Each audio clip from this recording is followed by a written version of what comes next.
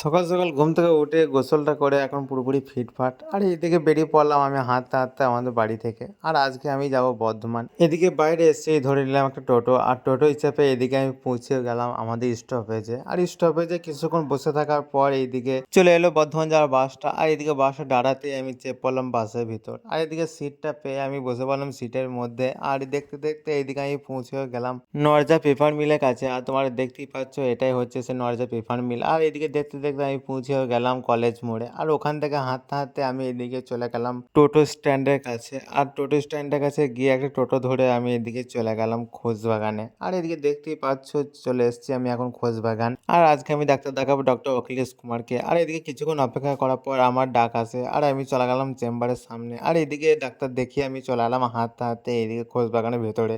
আর ওখান থেকে আমি হাঁটতে, হাঁটতে চলে গেলাম সুমন্ত মেডিকেল হলে। আর সেখান থেকে আমি ওষুধগুলো নিয়ে আবার রওনা দিয়ে দিলাম আমি আমার বাড়ির উদ্দেশ্যে। আর এদিকে দেখতে, দেখতে আমি পৌঁছেও গেলাম কলেজ মোড়ে। আর ওখান থেকে আমি বাইকে চেপে আমি চলে এলাম আমাদের বাড়ির উদ্দেশ্যে। আর এই যে দেখতে পাচ্ছ এটাই হচ্ছে সেই বিদ্যাসাগর উচ্চ বিদ্যালয়। আর এটা হচ্ছে দাউনদিঘি বাস স্ট্যান্ড থেকে একটু এগিয়ে এসে। আর এইদিকে দেখতে, দেখতে আমি পৌঁছে গেলাম আমাদের বাস স্ট্যান্ডের কাছে। আর আমাদের বাস স্ট্যান্ডে ঢুকে এখানে আমার মিনি ব্লগটা শেষ করলাম। কেমন হয়েছে সবাই একটু কমেন্ট করে বলো। বাই।